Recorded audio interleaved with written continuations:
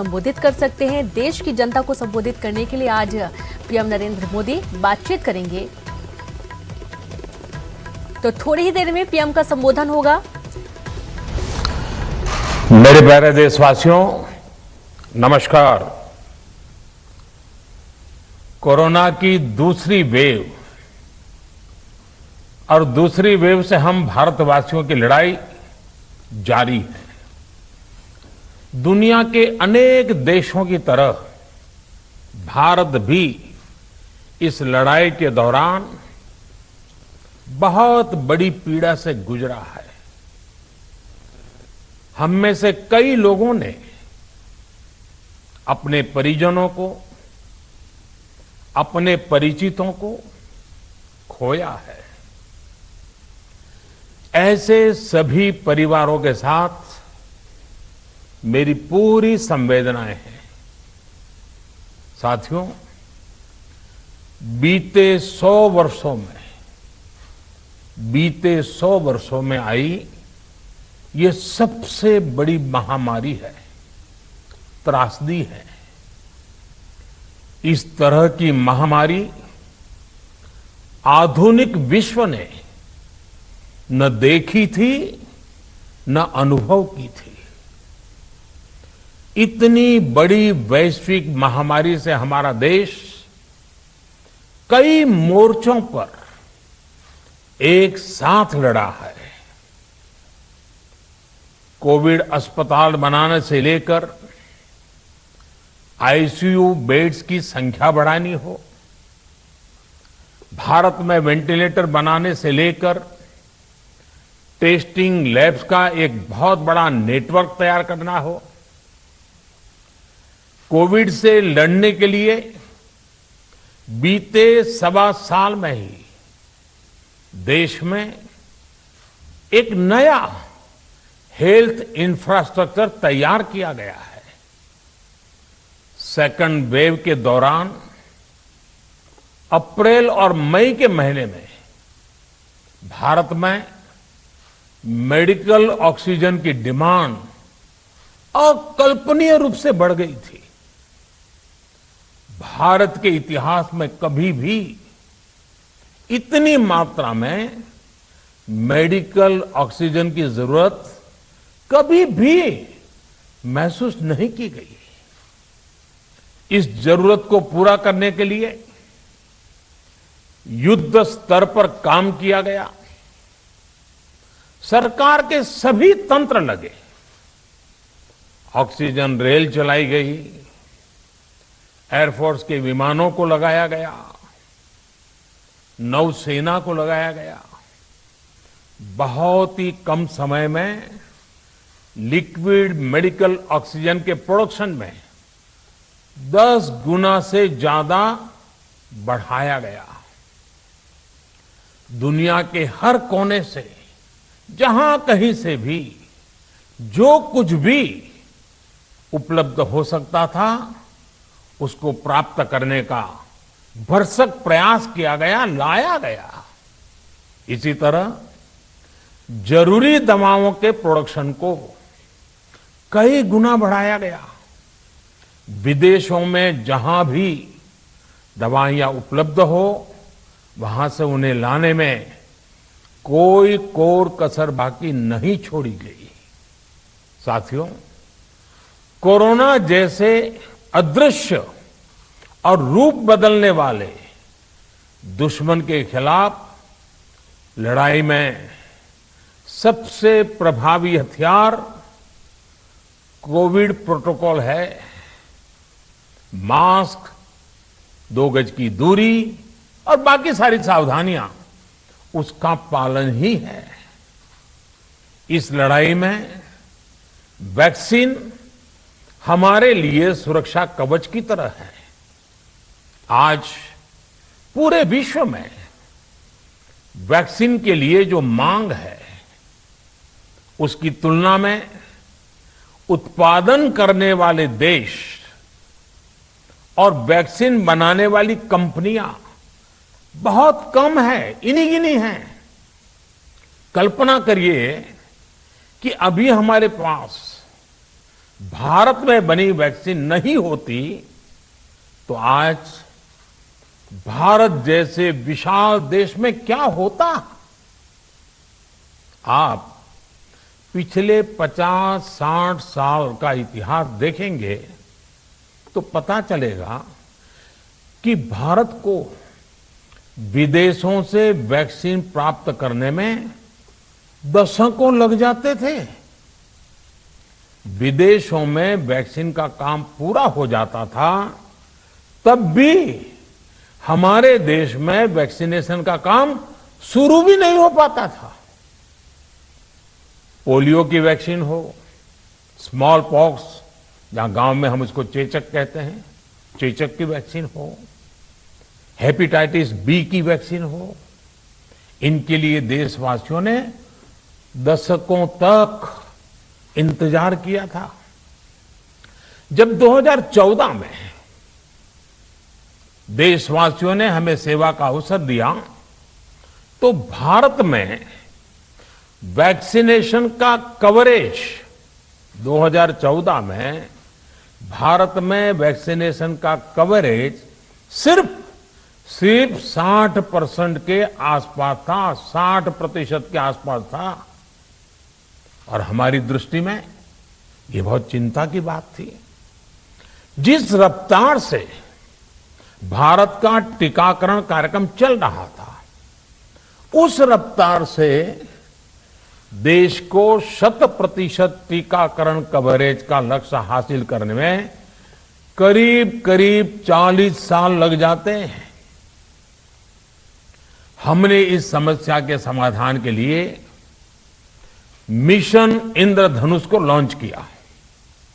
हमने तय किया कि मिशन इंद्रधनुष के माध्यम से युद्ध स्तर पर वैक्सीनेशन किया जाएगा और देश में जिसको भी वैक्सीनेशन की जरूरत है उसे वैक्सीन देने का प्रयास होगा। हमने मिशन मोड में काम किया और सिर्फ 5-6 साल में ही वैक्सीनेशन कवरेज 60% से बढ़कर 90% से भी ज्यादा हो गई। 60 से 90, यानी हमने वैक्सीनेशन की स्पीड भी बढ़ाई और दायरा भी बढ़ाया। हमने बच्चों को कई जानलेवा बीमारियों से बचाने के लिए कई नए टीकों का भी भारत के टीकाकरण अभियान का हिस्सा बना दिया। हमने इसलिए किया क्योंकि हमें हमारे देश के बच्चों की चिंता थी, गरीब की चिंता थी, गरीब के उन बच्चों की चिंता थी जिन्हें कभी टीका लग ही नहीं पाता था।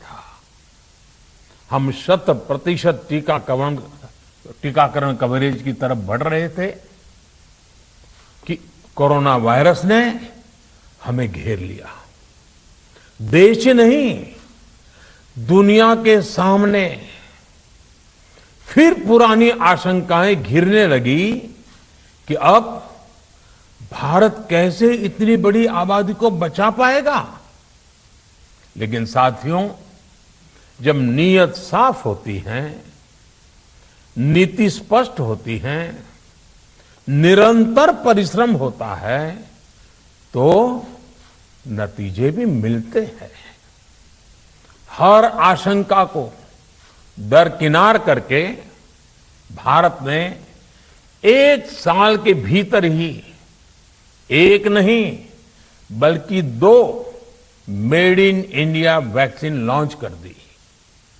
हमारे देश ने, देश के वैज्ञानिकों ने ये दिखा दिया कि भारत बड़े बड़े देशों से पीछे नहीं है। आज जब मैं आपसे बात कर रहा हूं तो देश में 23 करोड़ से ज्यादा वैक्सीन की डोज दी जा चुकी है। 23 करोड़। साथियों, हमारे यहां कहा जाता है विश्वासेन सिद्धि ही, विश्वासेन सिद्धिः, अर्थात हमारे प्रयासों में हमें सफलता तब मिलती है जब हमें स्वयं पर विश्वास होता है। हमें पूरा विश्वास था कि हमारे वैज्ञानिक बहुत ही कम समय में वैक्सीन बनाने में सफलता हासिल कर लेंगे। इसी विश्वास के चलते जब हमारे वैज्ञानिक अपना रिसर्च वर्क कर ही रहे थे, तभी हमने लॉजिस्टिक्स और दूसरी तैयारियां शुरू कर दी थी।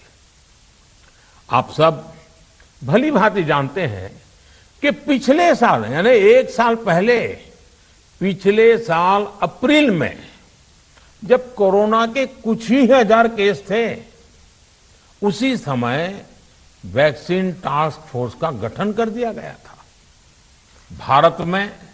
भारत के लिए वैक्सीन बनाने वाली कंपनियों को सरकार ने हर तरह से सपोर्ट किया।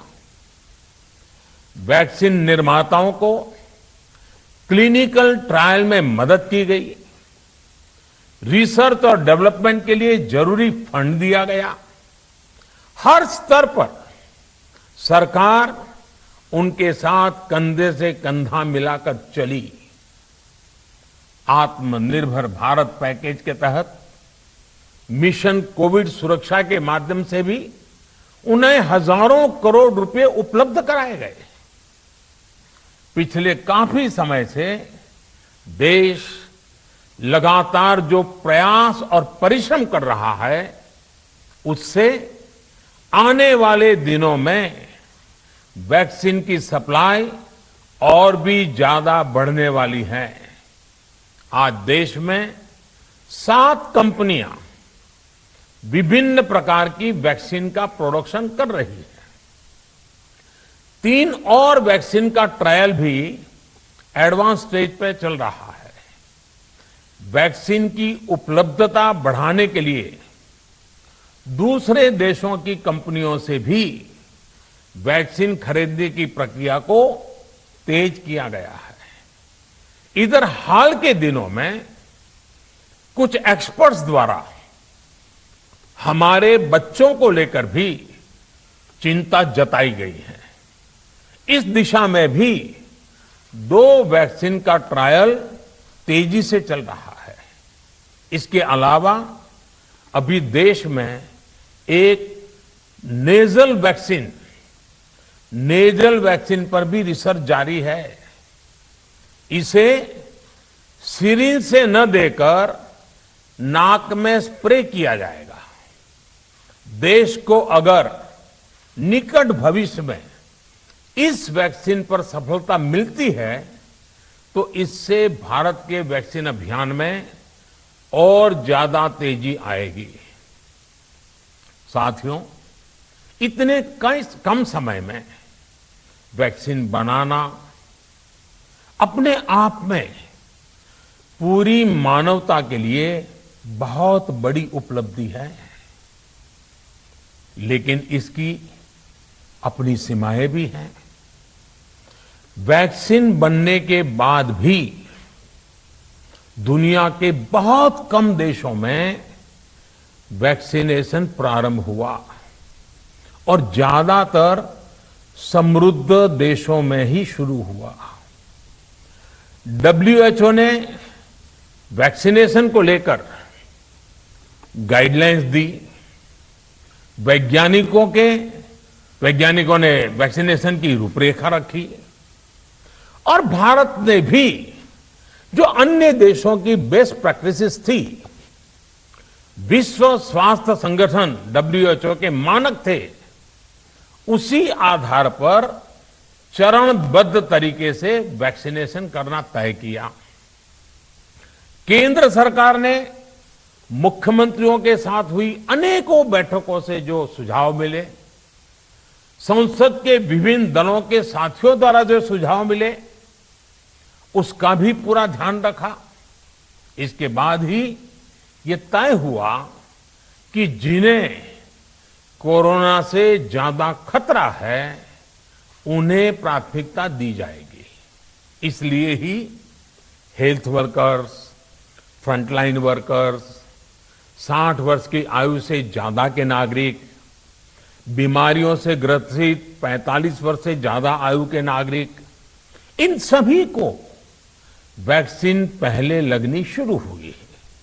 आप कल्पना कर सकते हैं कि अगर कोरोना की दूसरी वेव से पहले हमारे फ्रंटलाइन वर्कर्स को वैक्सीन नहीं लगी होती तो क्या होता? सोचिए, हमारे डॉक्टर्स, नर्सिंग स्टाफ को वैक्सीन ना लगी तो क्या होता? अस्पतालों में सफाई करने वाले हमारे भाई बहनों को, एम्बुलेंस के हमारे ड्राइवर्स भाई बहनों को वैक्सीन ना लगी होती तो क्या होता? ज्यादा से ज्यादा हेल्थ वर्कर्स को वैक्सीनेशन होने की वजह से ही वो निश्चिंत होकर दूसरों की सेवा में लग पाए, लाखों देशवासियों का जीवन बचा पाए। लेकिन देश में कम होते कोरोना के मामलों के बीच केंद्र सरकार के सामने अलग अलग सुझाव भी आने लगे, भिन्न भिन्न मांगे होने लगी, पूछा जाने लगा, सब कुछ भारत सरकार ही क्यों तय कर रही है? राज्य सरकारों को छूट क्यों नहीं दी जा रही है? राज्य सरकारों को लॉकडाउन की छूट क्यों नहीं मिल रही है? One size does not fit all जैसी बातें भी कही गई। दलील ये दी गई कि संविधान में चूंकि हेल्थ, आरोग्य प्रमुख रूप से राज्य का विषय है, इसलिए अच्छा है कि सब राज्य ही करें। इसलिए इस दिशा में एक शुरुआत की गई। भारत सरकार ने एक बृहद गाइडलाइन बनाकर राज्यों को दी ताकि राज्य अपनी आवश्यकता और सुविधा के अनुसार काम कर सके। स्थानीय स्तर पर कोरोना कर्फ्यू लगाना हो, माइक्रो कंटेनमेंट जोन बनाना हो, इलाज से जुड़ी व्यवस्थाएं हो, भारत सरकार ने राज्यों की इन मांगों को स्वीकार किया। साथियों, इस साल 16 जनवरी से शुरू होकर अप्रैल महीने के अंत तक भारत का वैक्सीनेशन कार्यक्रम मुख्यतः केंद्र सरकार की देखरेख में ही चला। सभी को मुफ्त वैक्सीन लगाने के मार्ग पर देश आगे बढ़ रहा था। देश के नागरिक भी अनुशासन का पालन करते हुए अपनी बारी आने पर वैक्सीन लगवा रहे थे। इस बीच कई राज्य सरकारों ने फिर कहा कि वैक्सीन का काम डिसेंट्रलाइज किया जाए और राज्यों पर छोड़ दिया जाए।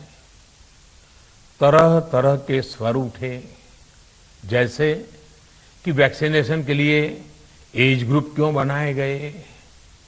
दूसरी तरफ किसी ने कहा कि उम्र की सीमा आखिर केंद्र सरकार ही क्यों तय करे। कुछ आवाजें तो ऐसी भी उठी कि बुजुर्गों का वैक्सीनेशन पहले क्यों हो रहा है। भांति भांति के दबाव भी बनाए गए। देश के मीडिया के एक वर्ग ने इसे कैंपेन के रूप में भी चलाया। साथियों, काफी चिंतन मनन के बाद इस बात पर सहमति बनी कि राज्य सरकारें अपनी तरफ से भी प्रयास करना चाहती हैं, तो भारत सरकार को क्यों इतराज हो और भारत सरकार इतराज क्यों करे। राज्यों की इस मांग को देखते हुए, उनके आग्रह को ध्यान में रखते हुए 16 जनवरी से जो व्यवस्था चली आ रही थी, उसमें प्रयोग के तौर पर एक बदलाव किया गया। हमने सोचा कि राज्य ये मांग कर रहे हैं, उनका उत्साह है, तो चलो भाई 25% का काम उन्हीं को सुपुर्द कर दिया जाए, उन्हीं को दे दिया जाए।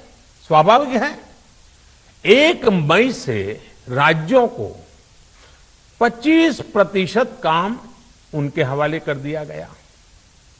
उसे पूरा करने के लिए उन्होंने अपने अपने तरीके से प्रयास भी किए। इतने बड़े काम में किस तरह की कठिनाइयां आती हैं, ये भी उनके ध्यान में आने लगा। उनको पता चला पूरी दुनिया में वैक्सीन की क्या स्थिति है, इसकी सच्चाई से भी राज्य परिचित हुए। और हमने देखा, एक तरफ मई में सेकेंड वेव, दूसरी तरफ वैक्सीन के लिए लोगों का बढ़ता रुझान, और तीसरी तरफ राज्य सरकारों की कठिनाइयां। मई में 2 सप्ताह बीतते बीतते कुछ राज्य खुले मन से ये कहने लगे कि पहले वाली व्यवस्था ही अच्छी थी।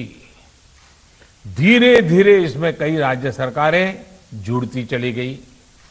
वैक्सीन का काम राज्यों पर छोड़ा जाए, जो इसकी वकालत कर रहे थे उनके विचार भी बदलने लगे। एक अच्छी बात रही कि समय रहते राज्य पुनर्विचार की मांग के साथ फिर आगे आए। राज्यों की इस मांग पर हमने भी सोचा कि देशवासियों को तकलीफ ना हो, सुचारू रूप से उनका वैक्सीनेशन हो। इसके लिए 1 मई के पहले वाली, यानी 1 मई के पहले 16 जनवरी से अप्रैल अंत तक जो व्यवस्था थी, पहले वाली पुरानी व्यवस्था को फिर से लागू किया जाए। साथियों, आज ये निर्णय लिया गया है कि राज्यों के पास वैक्सीनेशन से जुड़ा जो 25% काम था, उसकी जिम्मेदारी भी भारत सरकार उठाएगी। ये व्यवस्था आने वाले 2 सप्ताह में लागू की जाएगी। इन 2 सप्ताह में केंद्र और राज्य सरकारें मिलकर नई गाइडलाइंस के अनुसार आवश्यक तैयारी कर लेगी। संयोग है कि 2 सप्ताह बाद 21 जून को ही अंतर्राष्ट्रीय योग दिवस भी है। 21 जून सोमवार से देश के हर राज्य में 18 वर्ष से ऊपर की उम्र के सभी नागरिकों के लिए भारत सरकार राज्यों को मुफ्त वैक्सीन मुहैया कराएगी। वैक्सीन निर्माताओं से कुल वैक्सीन उत्पादन का 75% हिस्सा भारत सरकार खुद ही खरीदकर राज्य सरकारों को मुफ्त देगी।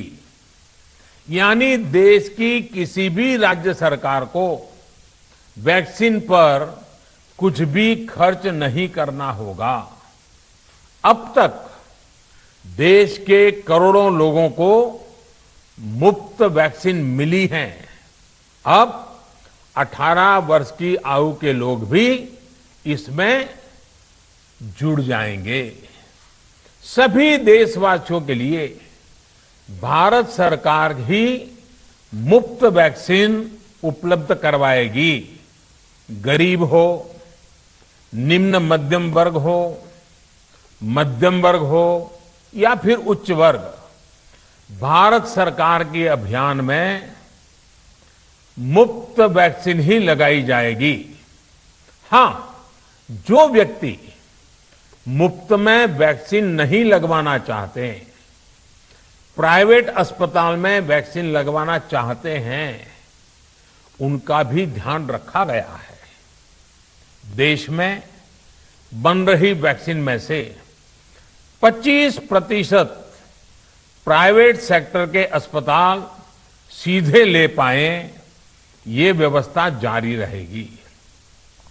प्राइवेट अस्पताल वैक्सीन की निर्धारित कीमत के उपरांत एक डोज पर अधिकतम 150 रुपये ही सर्विस चार्ज ले सकेंगे।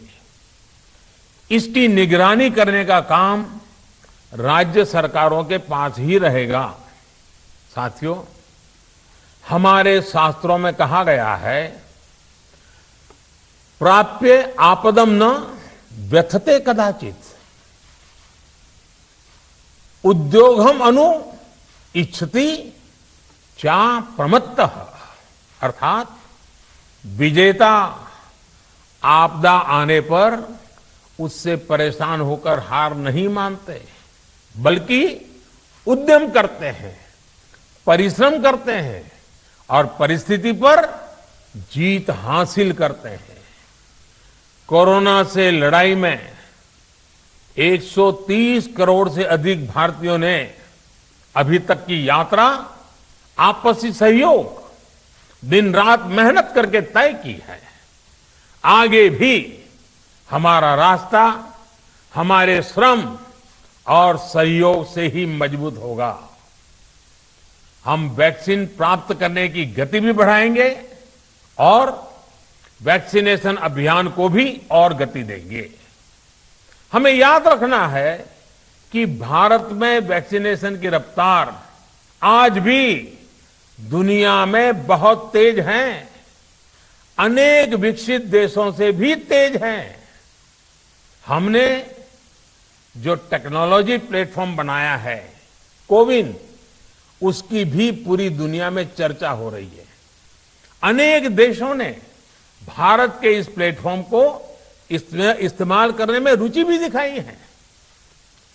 हम सब देख रहे हैं कि वैक्सीन की एक एक डोज कितनी महत्वपूर्ण है।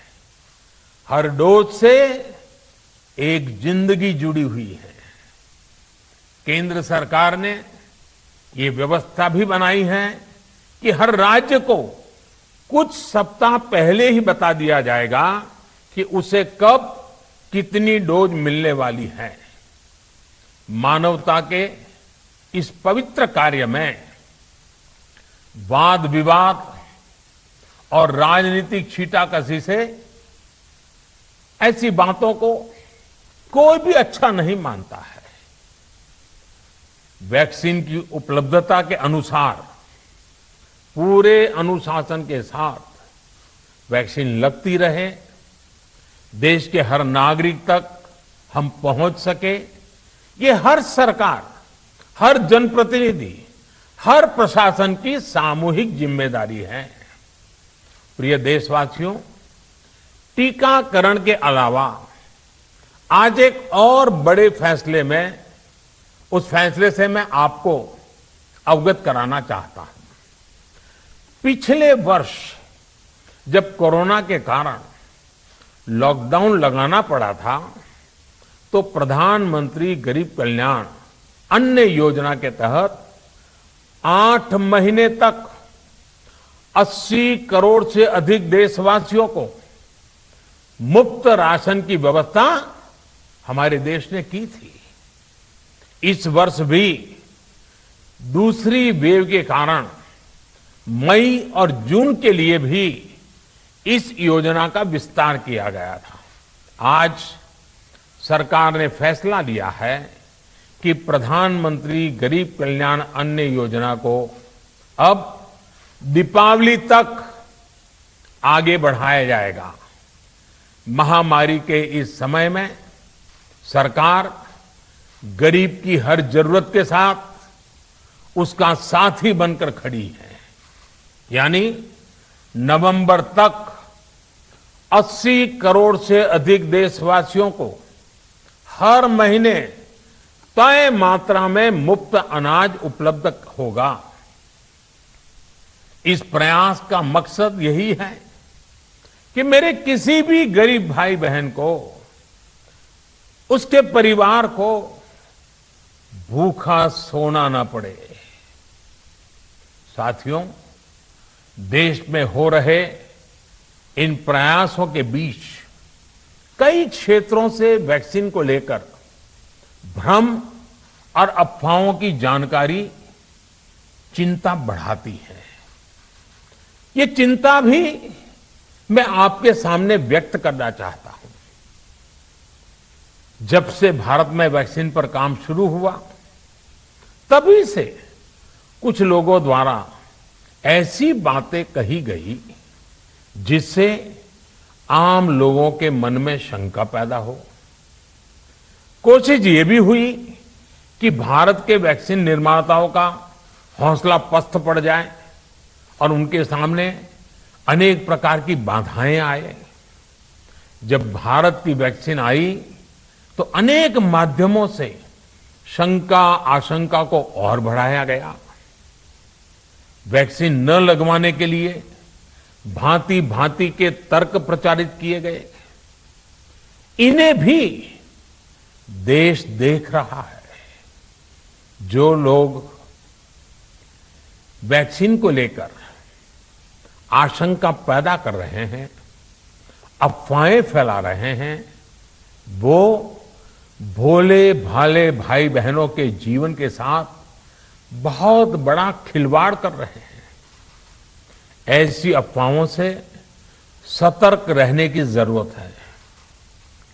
मैं भी आप सबसे, समाज के प्रबुद्ध लोगों से, युवाओं से अनुरोध करता हूं कि आप भी वैक्सीन को लेकर जागरूकता बढ़ाने में सहयोग करें। अभी कई जगहों पर कोरोना कर्फ्यू में ढील दी जा रही है, लेकिन इसका मतलब ये नहीं कि हमारे बीच से कोरोना चला गया है। हमें सावधान भी रहना है और कोरोना से बचाव के नियमों का भी सख्ती से पालन करते रहना है।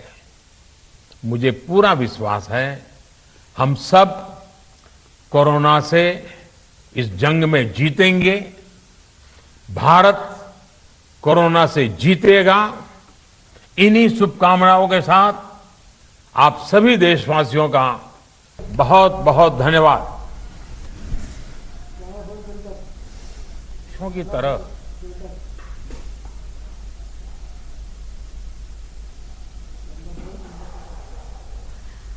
तो सुना आपने राष्ट्र के नाम पीएम मोदी का संबोधन, जहां उन्होंने अब केंद्र सरकार अब मुफ्त वैक्सीन मुहैया कराएगी। एक बहुत बड़ी खुशखबरी है देशवासियों के लिए। राज्य सरकारों को मुफ्त में वैक्सीन दी जाएगी, क्योंकि अभी तक जो वैक्सीन थी उसकी कीमत अदा करनी हो रही थी और जितने भी लोग वैक्सीनेशन करवा चुके हैं उनको भी इसका भुगतान करना पड़ रहा था। लेकिन अब ये राज्यों को फ्री में वैक्सीन मिलेगी और साथ ही 21 जून से 18 से ज्यादा वालों को मुफ्त वैक्सीन दी जानी है। बड़ी खबर आपको दे रहे हैं, केंद्र सरकार अब मुफ्त वैक्सीन मुहैया कराएगी और ये एक बहुत बड़ी खुशखबरी है सभी के लिए, प्रदेशवासियों के लिए भी। राज्य सरकारों को मुफ्त में वैक्सीन दी जाएगी। पीएम मोदी ने सभी को संबोधित किया और साथ ही इस संबोधन में उन्होंने देश की जनता का भी आभार माना, जिस तरीके से लॉकडाउन के दौरान और कोरोना की दूसरी लहर में संयम बरता गया। इस कठिन घड़ी में देश की जनता ने सरकार का साथ दिया, इसकी भी उन्होंने सराहना की है। तो अब 18 साल से ऊपर के लोगों को मुफ्त में वैक्सीन लगेगी। बड़ी खबर आपको दे रहे हैं, जहां पर पीएम मोदी ने राष्ट्र के नाम संबोधन में कोरोना अदृश्य दुश्मन है, इससे सभी को मिलकर लड़ना है। सभी सावधानियों का पालन जरूर करें। जितने भी कोविड गाइडलाइंस हैं उसको पालन करने की उन्होंने अपील की है और साथ ही ये भी कहना है कि वैक्सीन सुरक्षा कवच के तौर पर काम कर रहा है। मिशन इंद्रधनुष के जरिए युद्ध स्तर पर वैक्सीनेशन होगा और इस वैक्सीनेशन के जरिए ये कोशिश की जाएगी कि भारत देश का एक भी भारतीय ना छूट पाए। दुनिया के सामने कोरोना एक बड़ी चुनौती है। 23 करोड़ से ज्यादा वैक्सीन के डोज लग चुके हैं और साथ ही अभी और तेजी से वैक्सीनेशन का काम किया जाएगा। बच्चों के लिए वैक्सीन का ट्रायल चल रहा है, क्योंकि अब स्कूल भी बच्चे नहीं जा पा रहे हैं। कोरोना की दूसरी लहर है और इस दूसरी लहर में देखा जा रहा है कि युवाओं को बहुत ज्यादा कष्ट हुआ है। तीसरी लहर की बात है और तीसरी लहर में बच्चों को ज्यादा नुकसान होगा। इसके चलते बच्चों के वैक्सीनेशन को लेकर भी ट्रायल चल रहा है। तमाम बातें पीएम नरेंद्र मोदी ने अपने संबोधन में कही। तो मोदी के राष्ट्र के नाम संबोधन में उन्होंने कई सारी बातों को साझा भी किया है और साथ ही देश की जनता का आभार भी उन्होंने माना है।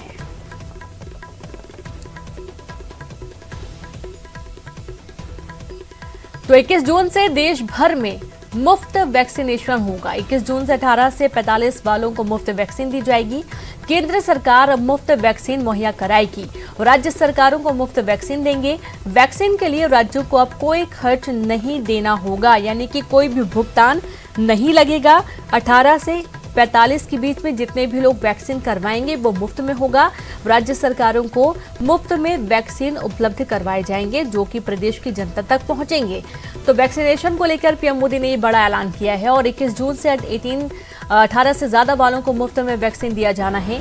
और साथ ही इस दौरान उन्होंने प्रदेश की, देश की जनता का आभार भी माना। उनका ये कहना है कि जिस तरीके से कोरोना एक अदृश्य दुश्मन है, पूरा विश्व इससे परेशान है। अब देश की जनता ने मिलकर ये लड़ाई लड़ी है। उन्होंने काफी सराहना भी की है।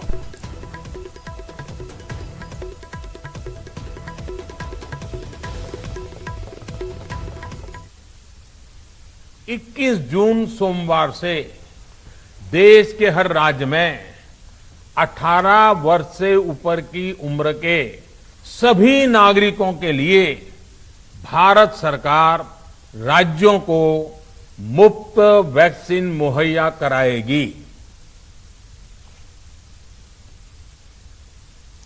सरकार ने फैसला लिया है कि प्रधानमंत्री गरीब कल्याण अन्न योजना को अब दीपावली तक आगे बढ़ाया जाएगा।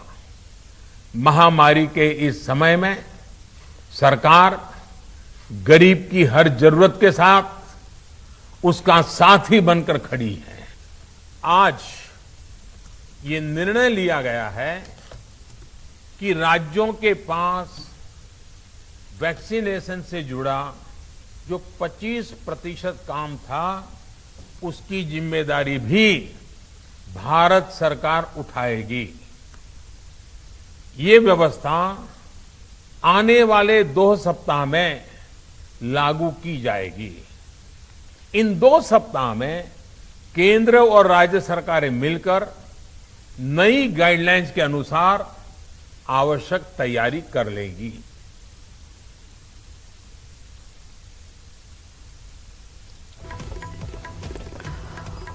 और सीधे बात करेंगे news 18 MP senior editor Praveen Dubey ji जुड़ गए। प्रवीण जी, ये बहुत बड़ी खुशखबरी है कि 18 से ऊपर के जितने भी लोग होंगे उनको मुफ्त में वैक्सीन दी जाएगी। राष्ट्र के नाम संबोधन में आज पीएम नरेंद्र मोदी ने एक बड़ा ऐलान किया है। ठीक कर रही हैं आप, और आप ये देखिए कि इन्हीं 2 मसलों को लेकर जो चाहे विपक्षी दल हो वो, या एक बार कोर्ट ने भी कह दिया है वैक्सीनेशन के मसले में कि स्टेट क्यों करें, स्टेट को क्यों करना चाहिए। प्रधानमंत्री मोदी ने एक बड़ा अनाउंसमेंट कर दिया निश्चित रूप से कि अब जितनी भी देश के लोग हैं जो 18+ उन सबको मुफ्त में वैक्सीन लगवाएगी। केंद्र सरकार की ये जिम्मेदारी है, उन्होंने कहा कि हम करेंगे। और इसके अलावा जो मुफ्त अनाज वाली जो योजना है उसको भी उन्होंने कहा कि अब हम इसे बढ़ा रहे हैं दीपावली तक। जो ग्रामीण लोग, जो गरीब लोग हैं उनको मुफ्त अनाज मिलेगा। तो ये दोनों मेजर उनके अनाउंसमेंट हैं और बहुत बड़े वर्ग को प्रभावित करेंगे, हम ये कह सकते हैं रेनू जी। साथ ही प्रवीण जी, जिस तरीके से पीएम गरीब अन्न कल्याण योजना का भी दीपावली तक और आगे से बढ़ाए जाने की उन्होंने बात कही है। जाहिर सी बात है कि कोरोना काल के समय लॉकडाउन किया गया और दूसरी लहर में ज्यादा नुकसान हुआ है क्योंकि लंबे वक्त से लॉकडाउन देश के सभी राज्यों में लगभग था। अब इसके चलते गरीबों को बहुत ज्यादा फायदा होगा। इससे उनको कम से कम रोटी के लिए भटकना नहीं पड़ेगा।